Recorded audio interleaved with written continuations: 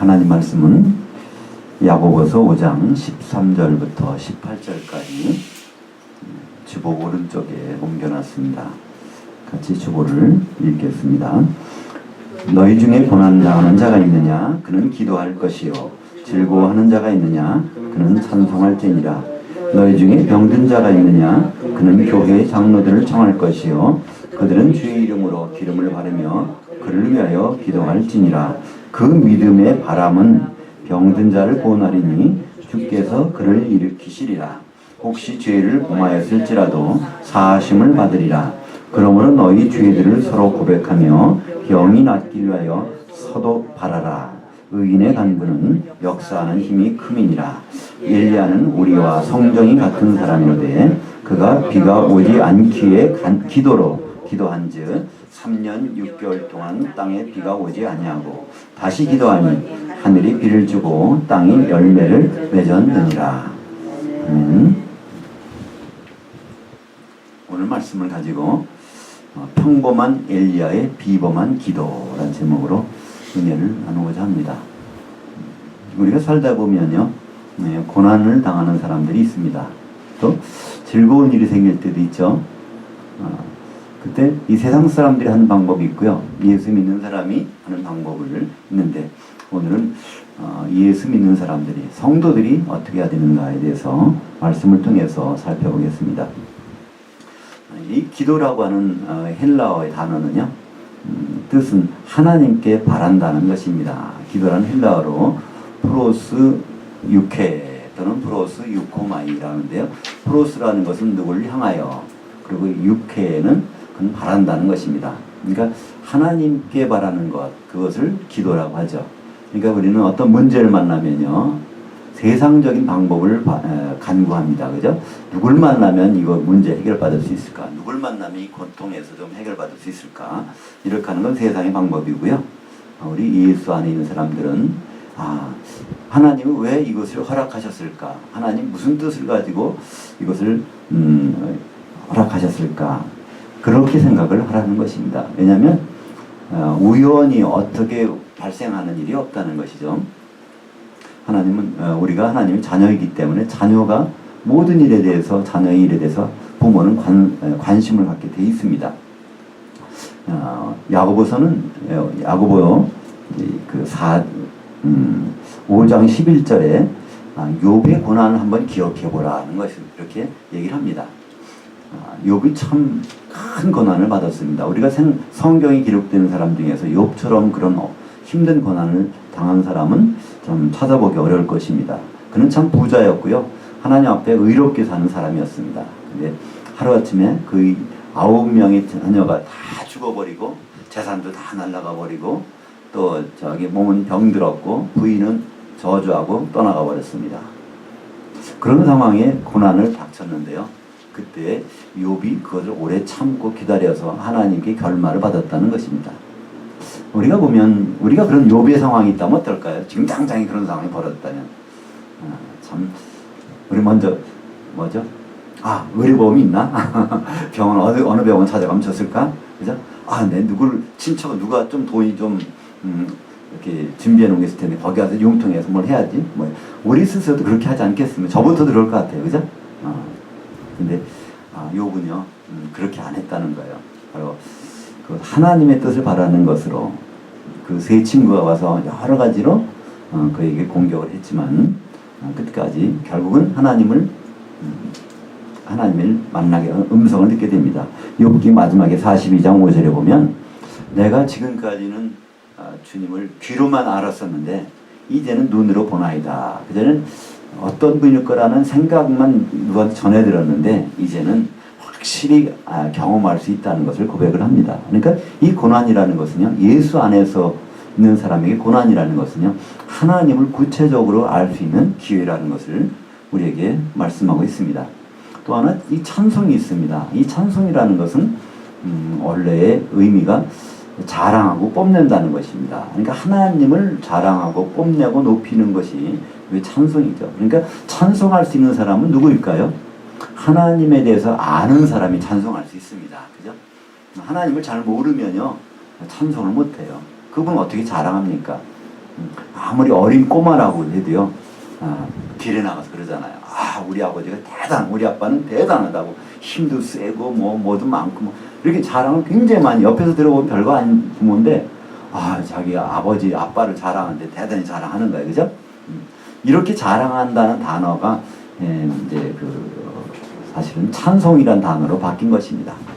그러니까 이 찬송이라는 것은 한마디로 하나님을 자랑하는 것인데, 우리가 즐거운 일을 만날 때 우리는 하나님을 찬송을 못할 때가 많지 않습니까?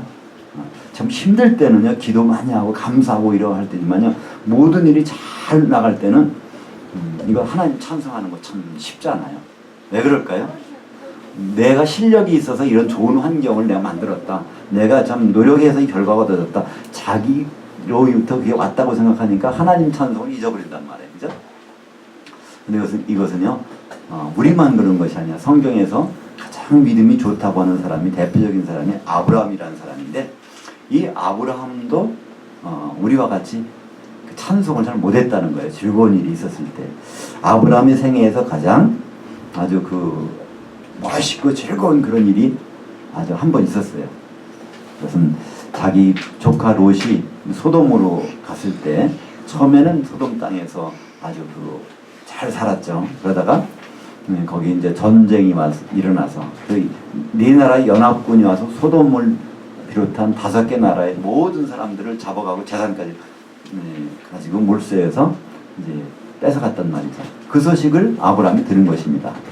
듣고 나서 자기 집에서 기르는 318명, 그러니까 자기 집에서 기르었다고 한 건 이건 뭐 제대로 전투 경험도 없는 사람이겠죠. 그런 사람 데리고 단이라는 곳까지 쫓아갑니다. 이스라엘은 맨 북쪽 끝이 단이라는 거예요. 거기까지 가서 결국은 구해옵니다. 팀을 2팀으로 나눈 거예요. 아브라함 나름대로는요. 그리고 밤에 습격을 합니다. 전략을 짜서. 그래서 결국은 네 나라 연합군을 물리치고 거기 전리품을 가지고 이제 돌아오는 거예요. 근데 한번 생각을 해보십시오. 네 나라, 그것도 그 당시에 중동의 강대국 네 나라입니다. 그 중에 일람이라는 나라는 지금의 이제 페르시, 이란이고 그런데요. 그 당시 그런 강대국의 네 나라 연합군이라면요, 적어도 군인 수만 해도, 병사의 수만 해도 수만 명 안 되겠습니까? 수만 명이 있는 병사들인데 아브라함이 훈련도 안 된 318명을 데리고 와서 밤에 습격을 해서 그걸 이겼단 말이에요. 그래서 아브라함은 의기양양해서 걸어오고 있는데 갑자기 살렘 왕이라고 하는 멜기세덱이 떡과 포도주를 가지고서 아브라함을 거기서 맞이한다고 축복해 주는 거예요. 그런 다음에 그 멜기세덱이 하는 말이 바로 너를 네 대적의 손에서 구원해내신 그 하나님을 찬양할지니라, 요 하나님은 그러는 거예요. 그러니까 아브라함이 아차한 겁니다. 지금까지는 자기가 실력을 있어서 작전을 잘 세워서 밤에 습격 야습을 해가지고 그래서 자기가 이렇게 전장인 줄 알았더니 그 모든 과정에서 하나님이 개입하셔서 내 목이 지금 살아났다는, 목숨이 건졌다는 거예요. 그러면서 바로 11조를 만들어 그걸 멜기세덱에게 줍니다. 그 멜기세덱은 바로 예수님의 모형입니다. 히브리서에 보면은 바로 멜기세덱은 자기 부모도 없고 어디서 났는지도 모르고 그런 사람이라는 거예요. 잠깐 나타나가 없어졌다는 거예요. 그리고 바로 우리 예수님을 방불한다는 거예요. 이 방불이라는 단어는요, 그 모조품, 그러니까 복제품이라는 얘기입니다. 요새는 보면 이제 줄기세포하고 복제품을 많이 만들죠, 그죠? 그래서 무슨 둘리 그런 것도 만들. 그러니까 이 그 줄기세포 가지고 복제품 만드는데 그런 단어를 씁니다. 그러니까 우리 예수님이 인간으로 오시기 전에 벌써 한 얼마죠? 거의 2000년, 2000년 전에 멜기세덱이라는 모습으로 아브라함한테 나타나서 거기서 축복해 줬다는 것입니다. 잠깐. 나중에 이제 본격적으로 사람 몸으로 오셨죠. 그래서 이제 그때 바로 11조는 그렇게 유래하는 것입니다. 11이라는 것은요, 모든 것의 처음 10분의 1이라는 것은 전체를 대표한다는 거예요. 그러니까 모든 걸 드린다는 의미입니다. 그러니까 11조를 우리가 드리는 건 다 드린다는 의미예요. 내가 모든 것을. 그래서 지금은 지금도 우리 교회에서 11조라고 하고 있죠. 사실 그래서 11조는 헌금이 아닙니다.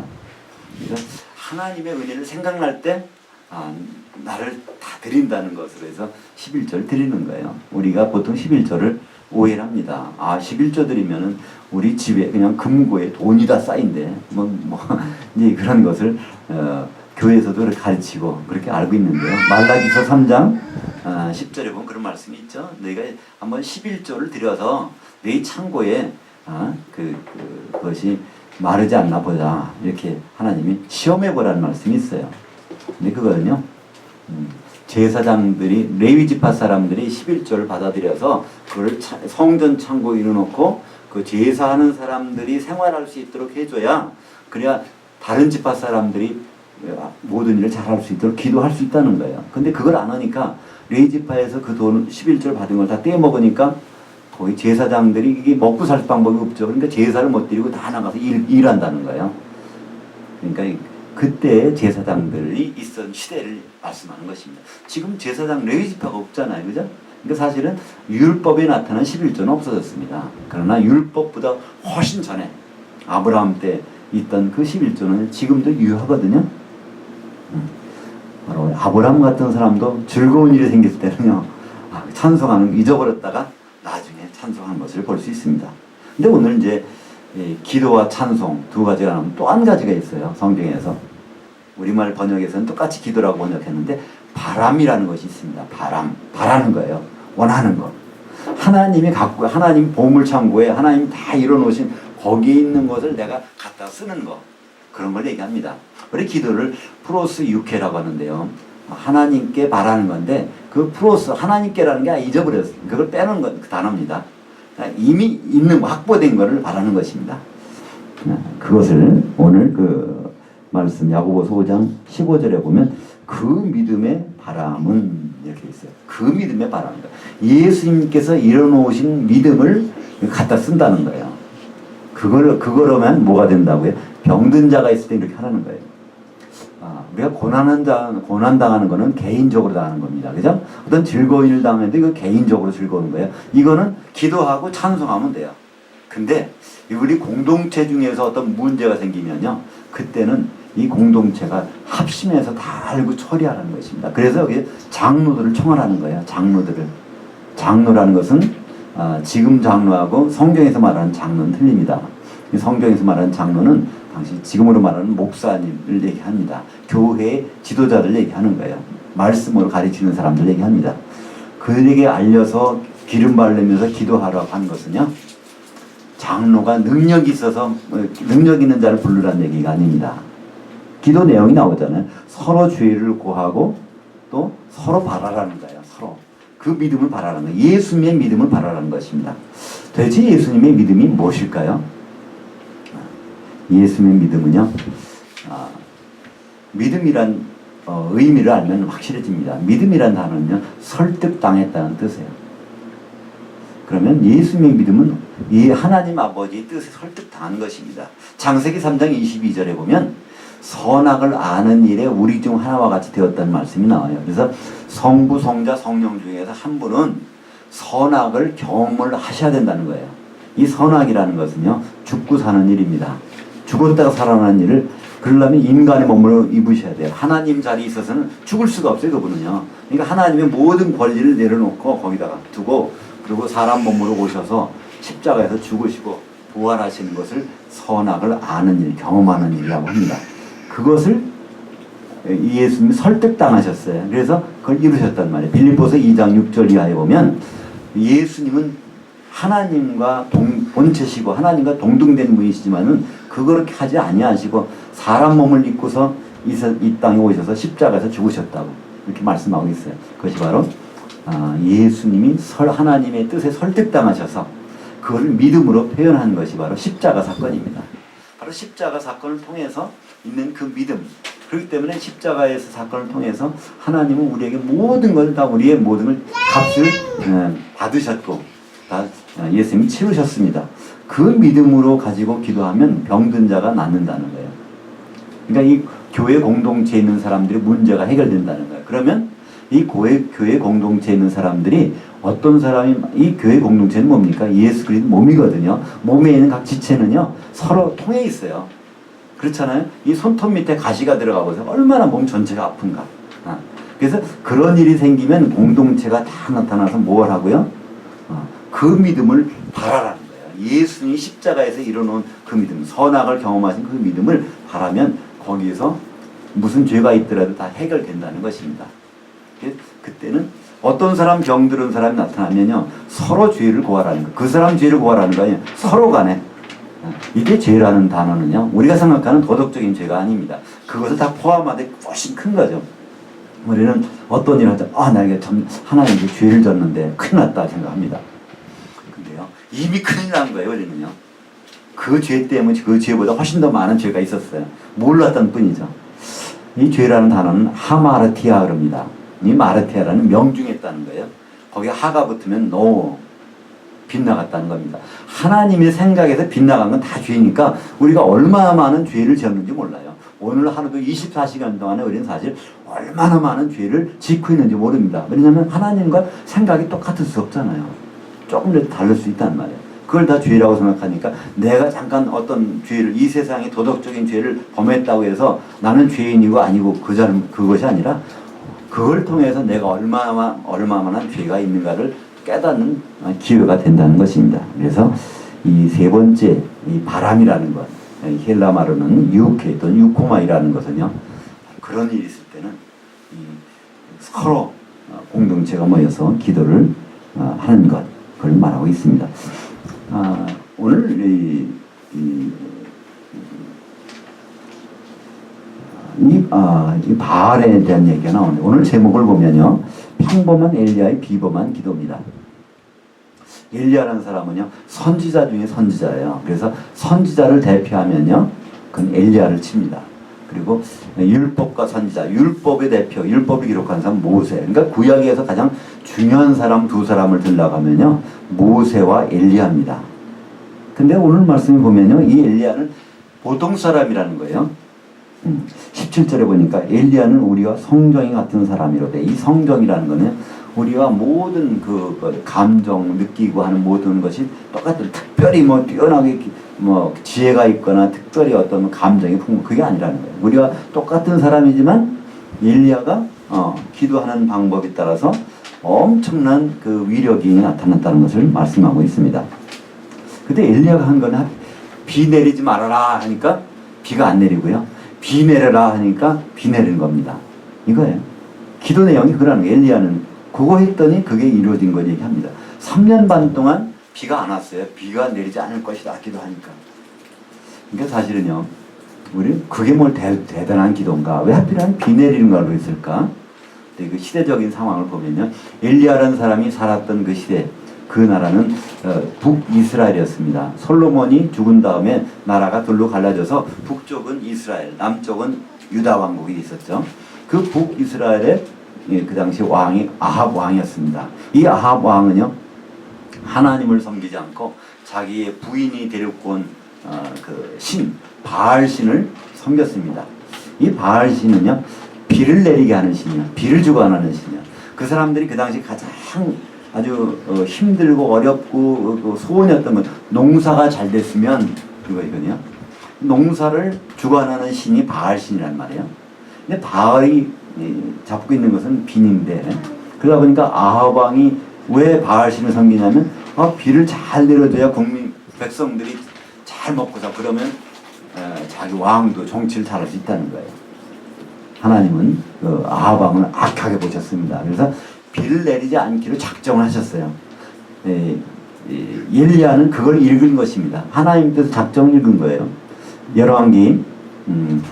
열왕기상 17장 1절에 보면요. 바로 그런 내용들이 나옵니다. 그러니까 하나님의 생각을 읽고 그걸 가지고 명령을 하는 거예요. 선포를 하는 거예요. 아합 왕한테 이제는 바로 이 나라에 비가 오지 않을 것이다. 여호와 하나님의 사심을 가리켜 내가 맹세하건대 절대로 비가 안 내린다 그러는 거예요. 그때 정말 안 내리는 거예요. 3년 반 동안. 그러니까 1년, 2년, 3년 사실은요. 이게 보통 지금 요새 금년엔 비가 참 많이 안 와가지고 이 정도 안 오는 거 가지고 강바닥이 다 갈아지고 난리 났잖아요. 근데 3년 반 동안 비가 안 내린다고 생각을 해보세요. 지금처럼 수리시설도 안 된 상황에서. 대단한 겁니다. 그렇게 되면요, 사실 엘리야 자신도 이거 어디 가서 물을 먹습니까? 그러니까 엘리야는 하나님이 그것을 공급해준다는 약속을 다 받아요. 결국은 하나님께서 그걸 다 공급을 해주십니다. 그러고 나서 또 3년 반 뒤에 나중에 하나님 또 나타나세요. 열왕기 상 18장에 보면 하나님이 엘리야에게 나타나서 내가 이 땅에 비를 내리도록 하겠다 하는 생각을 심어주세요. 그때 엘리야는 그걸 가지고 기도를 한 거예요. 그러니까 하나님의 생각 가지고 기도를 하니까 지금 비가 내렸단 말이에요. 그러니까 똑같은, 엘리야는 별거 다 아닌 사람이었지만 하나님의 뜻 가지고 그대로 기도했더니 비가 내리고, 비가 안 오고, 또 하나님의 생각 가지고 또 했더니 비가 내리고 그랬다는 것입니다. 그러니까 우리가 기도의 응답이라는 것은요, 무엇일까요? 하나님의 생각대로 구하면 된다는 거예요. 우리가 이제 어떤 강에 배를 타고 갈 때 이 강물을 따라가면 얼마나 쉬워요, 그죠? 근데 강을 거슬러 올라가서 생각해 보세요. 얼마나 어려운가. 우리 믿는 사람들은 그렇습니다. 하나님의 생각대로 간다면 모든 일이 참 하나님 기뻐하신 대로 되는 거예요. 근데 하나님 생각을 벗어난 일, 내 생각대로 간다면요, 그건 참 얼마나 어려운 일인지 알 수가 없는 것입니다. 근데 이제 문제는요, 엘리야 시대와 지금과의 기도 환경이 달렸다는 거예요. 그때는 엘리야는 하나님 생각만 딱 읽어서 그대로만 기도하면 되는 거예요. 근데 지금은요, 하나님께 우리가 기도를 직접 기도가 되는 것이 아니에요. 하나님과 우리 사이에 누가 계시냐면요, 중보자가 계세요. 우리도 이제 봄이나 가을 때 되면 이사하는 분들이 많이 생기잖아요. 우리도 이제 이사를 많이 한 그 경험이 있는데, 매년 이사했죠? 저는 이사할 때 많이 도움을 주지 못해서 항상 제가 야단을 맞고 그랬는데, 하여튼 이사할 때는 집 얻는 게 큰 문제잖아요, 그죠? 근데 그거를 집집마다 다니면서 집 새 놓을 겁니까? 안 놓을 겁니까? 이렇게 할 수 없잖아요. 그때 뭐 합니까? 중개업자를 찾아가죠, 그죠? 부동산 중개업자를 찾아가면 딱 내가 맞는 물건을 갖고 있어요. 그럼 가서 그걸 가지고 계약을 한단 말이에요. 우리가 기도하는 것도 마찬가지. 지금은요, 우리는 뭘 기도할지 어떻게 기도할지는 몰라요. 근데 누굴 찾아가면 되냐면 예수님이 그 중개업자란 말이에요. 성경에는 예수님이 바로 중보자라고 기록을 하고 있습니다. 디모데전서 2장 5절에 보면요, 하나님과 인간 사이의 중보자 예수 그리스도께서 계시다는 거예요. 모든 기도는 그래서 그분을 경외해서 하나님께 갑니다. 근데 가장 좋은 방법은요, 예수님이 기도를 받아가지고 하시는데 그분이 기도 가지고 갈 수 있는 그런 기도만 만들면요, 그건 문제가 없다는 거예요. 회사 생활 하신 분들은 좀 이해가 잘 가시겠지만, 우리가 결제 문서를 기한해서 결제를 올릴 때 기한자는 어떻게 올려야 될까요? 물론 사장님을 생각해서 기한하지만은요, 이 부장님이 어떻게 기한하면 부장님이 야단 안 맞고서 결제 받을 수 있을까? 이걸 만들어주면요, 잘 올라갈 수 있어요. 근데 결제하는 사람이 엉터리로 이 결제 문서를 작성해서 부장님한테 줘보세요. 이거 가지고 내가 이 사장님 만날 수 있을까? 걱정한다는 말이에요, 그죠? 마찬가지입니다. 지금 우리는 그냥 기도하는 것이 아니라 한번 볼까요? 주보 오른쪽 밑에 보면 로마서 8장 34절에 있습니다. 로마서 8장 34절. 누가 정죄하리요? 죽으실 뿐 아니라 다시 살아나신 이는 그리스도 예수시니 그는 하나님 우편에 계신 자요 우리를 위하여 간구하시는 자시니라. 지금 예수님은 우리가 기도하면 그걸 받아가지고 하신, 바로 세상적으로 말하면 부동산 중개업자라는 거예요, 그죠? 이렇게 말하면 예수님을 좀 이렇게 깎아내리는 것 같지만 할 수 없어요. 이해를 쉽게 하기 위해서. 히브리서 7장 26절. 그러므로 자기를 힘입어 하나님께 나아가는 자들은 온전히 구원하실 수 있으니 이는 그가 항상 살아계셔서 그들을 위하여 간구하십니다. 그러니까 예수님은 지금도 쉬지 않으세요. 공휴일도 없으셔. 노는 날이 없단 말이에요. 요한 1서 2장 1절 볼까요? 그것은 이제 주보 예배 순서 가운데 그 상자에 있습니다. 나의 자녀들아, 내가 이것을 너에게 쓰면 너희로 죄를 범하지 않게 하려 함이라. 만일 누가 죄를 범하여도 아버지 앞에서 우리에게 보혜사가 있으니 곧 의로우신 예수 그리스도시나. 여기서 보니까 하나님 앞에 보혜사, 우리는 보혜사면 성령님만 생각해요. 근데 예수님이 또 하늘에서 보혜사라는 거예요. 보혜사라는 건 쉽게 말하면 변호사입니다. 보혜사라는 것은 파라클레토스라고 그래서요. 파라 하면 옆이라는 것이고요. 클레토스는요, 불러다 앉혔다는 거예요. 지금 우리가 재판할 때 우리나라는 지금 바뀌었는가요? 외국에서는요, 재판받는 사람이 있으면요, 그 변호사는 그 옆에 앉아서 해요. 그러니까 재판을 다 변호사가 알아서 다 해결해 준단 말이에요. 우리나라는 피고인이 있으면 변호사는 저쪽이 검사가 있고 변호사 마주서서 하는데, 원래 외국에서 재판은요, 변호사는 바로 피고인 바로 옆에 서서 그걸 다 해줍니다. 바로 이 변호사라는 뜻이 그 옆에 불러 앉혔다는 뜻이에요. 그것이 헬라 말로 파라클레토스고요. 그것을 한자어로 번역한 것이 보혜사라는 거예요. 참, 그러다 보니까 보혜사가 뭔가 그러는데요. 이거는 우리말로 하면 그냥 변호사라고 생각하시면 됩니다. 그러니까 우리에게는요, 아주 전담 변호사가 어디 있냐면 지금 하나님 보좌 우편에 계세요. 우리나라에서 어떤 문제가 생기면 다 해결받을 수 있는 거예요. 김앤장 변호사, 로프만 쓰면은 다 해결받는다잖아요. 그죠? 어떤 죽을 거라도 다 해결받을 수 있다고 그래요. 근데 김앤장 정도가 아니라 우리 예수님은요, 이미 모든 죄값을 치러주셔서 십자가에서, 그러니까 모든 거든지 그분의 손 안에 들어가면 무죄로 나오는 거예요. 뭐 전관예우 뭐 붙일 필요도 없단 말이에요. 그죠? 바로 우리에게는 이런 분이 지금 있기 때문에 우리가 기도하는 거니까 누구만 생각하면 돼요? 바로 예수 그리스도만 기뻐하시는 일만 우리가 기도를 하면요, 그분이 알아서 끝낸다는 거예요. 그것이 엘리야 때보다 우리가 기도가 더 쉬워졌다는 거예요. 사실은 한 절차가 하나 더 있지만 더 쉬워졌다는 것을 말씀하고 있습니다.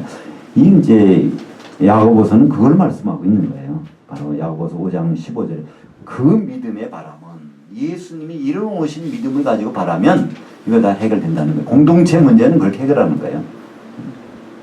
그리고 16절에 그래서 우리는 서로 죄들을 고백하라는 거예요. 이 죄라는 하나님 뜻에 벗어난 거, 예수님 뜻에 벗어난 것들을 다 내려놓으라는 겁니다.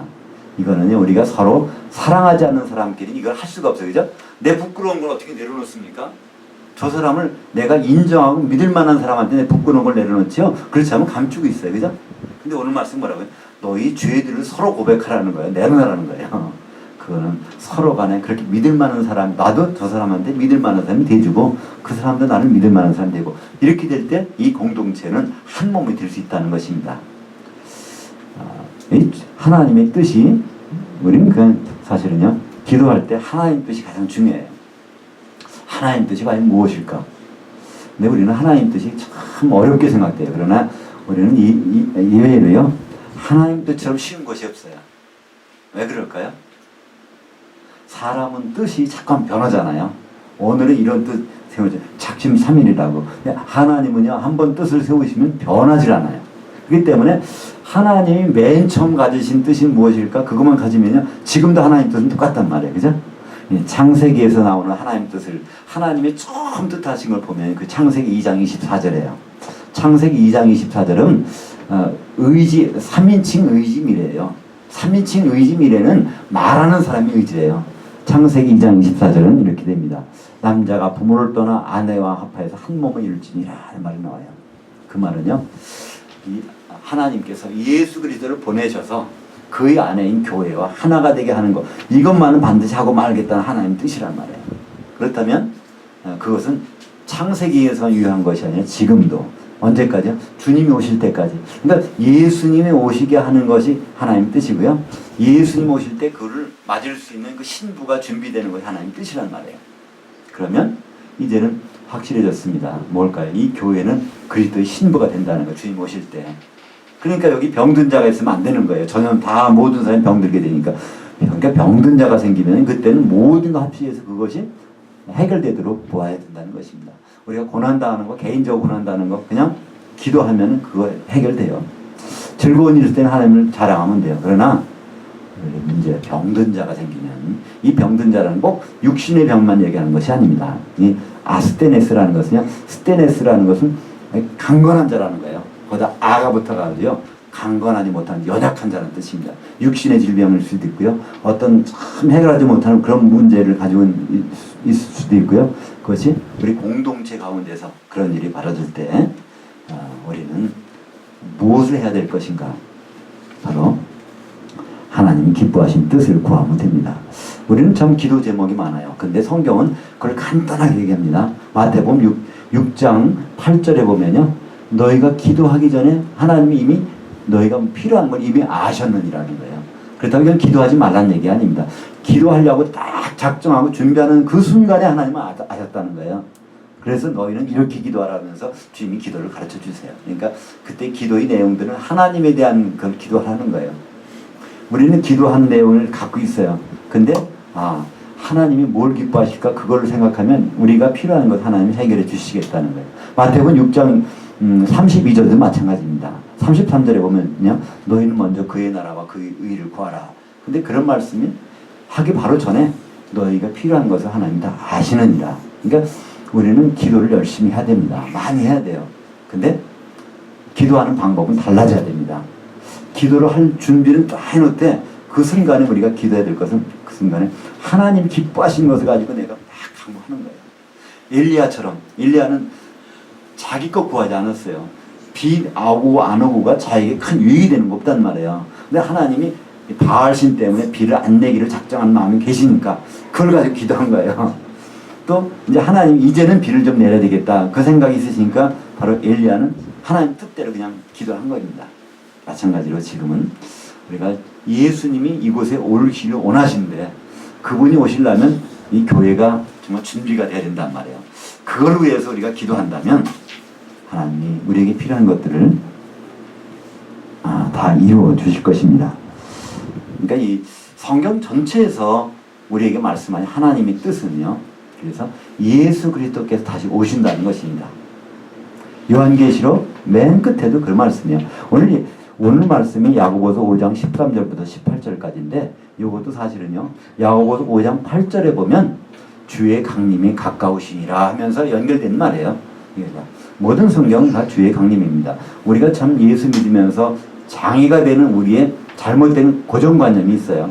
예수 믿으면 죽어서 천국 갑니다. 이거 참 잘못된 고정관념이에요. 천국은 지금 우리가 살았을 때 우리가 누려야 되는 거예요. 천국이라는 건 하나님이 다스림을 받고 있는 사람은 천국에 있는 거고요. 그렇지 못한 사람은 천국과 관계없는 사람인데 그렇게 하나님이 다스림을 받고 있으면서 예수님 모실 걸 준비하는 거. 성경이 이걸 말씀하고 있지 죽어서 천국 간다는 말은 성경이 없단 말이에요. 근데 많은 사람들은 그것을 착각을 하고 있습니다. 성경은 어디 봐도 그런 말씀 없습니다. 결국 예수님은 반드시 오실 텐데 그분을 내가 누구와 더불어 같이 만날 것인가 이거 준비하라는 것이 하나님의 뜻입니다. 그래서 우리가 이제 예수 믿는 사람에게도 고난이 찾아와요. 오히려 더 찾아올 수 있어요. 왜냐하면 악한 세력은 예수 못 믿게 하려고 그러니까 고난이라는 그 장애물이 많이 올 수 있고요. 하나님은 그걸 허용하신단 말이에요. 우리를 다듬기 위해서, 우리를 다루기 위해서 그런 어린애가 말 안 들 때 옛날에 회초리를 썼단 말이야. 그죠? 근데 장성하면 회초리 꺾어버려요. 그죠? 그래서 우리가 처음 이 신앙을 가질 때는요, 고난도 올 수 있어요. 하나님 회초리를 드실 수도 있어. 근데 회초리는요, 얘를 벌하려고 하는 것이 아니라 잘 옳은 길로 가려고 이렇게. 그때는 우리는 기도해야 되는 것입니다. 기도란 뭐라고요? 하나님의 뜻을 바라는 거예요. 하나님 뭘 기뻐하실까? 우리 또 즐거운 일 있을 때는 우리는 타락하기 쉬워요. 세상으로 가기 쉽다는 말이에요. 즐거울 때는 이 즐거움은 하나님이 나에게 허락하신 거구나. 그래서 찬송을 하면 되는 것이죠. 그러나 무엇보다도 더 필요한 것은 기도와 찬송보다 더 필요한 것은 바라는 것이에요. 예수님이 십자가에서 이루어놓은 그 믿음을 우리가 바라는 거란 말이에요. 그건 언제요? 우리가 서로 하나가 되려고 하는데 장애물이 생길 때 그때 우리는 예수님이 이루어놓으신 그 믿음을 가지고 우리는 서로 죄를 구하고 서로 위해서 바라고 이런 것들이 필요하다는 것입니다. 왜냐하면 성경의 마지막 요한계시록 22장 20절에 이런 말씀이 있습니다. 내가 진실로 속히 오리라 하시거늘 아멘 주 예수여 오시옵소서. 이게 대단한 기도 아닙니까? 사도 요한은요 아멘 주 예수여 오시옵소서는 기도를 하는 거예요. 이것처럼 기쁜 기도가 어디 있겠어요, 그죠? 예수님이 들으실 때 주님 좀 빨리 오세요 기도하면요 그분이 내 생각과 똑같구나. 그럼 다른 기도 제목들은 다 이루어진다는 거예요, 그죠? 그럼 우리가 아멘 주 예수여 오시옵소서 그때 그냥 말로만 합니까? 아, 신랑으로 오실 텐데 내가 그분을 맞이하지? 그럼 준비하게 되잖아요. 우린 기도하면서 그분을 준비하게 되는 거예요. 그러니까 이 세상에 있던 모든 것들은 문제가 작게 보이고 주님이 생각하는 것도 크게 보이는 거예요. 그럼 이 세상 모든 일이 작게 보이면요, 그 해결되는 거잖아요. 그죠? 바로 엘리야는 하나님이 비를 내리실 것이다, 비를 안 내리실 것이다 하는 것을 알고 그 기도를 했더니 그것이 이루어졌어요. 그 다음에 이제는 하나님이 비를 내시겠다. 3년이 지난 다음에 그 생각을 딱 말씀하셨더니 엘리야는 그걸 기도했단 말이에요. 그래서 기도가 이루어졌어요. 엘리야는 평범한 사람인데 비범한 기도를 했습니다.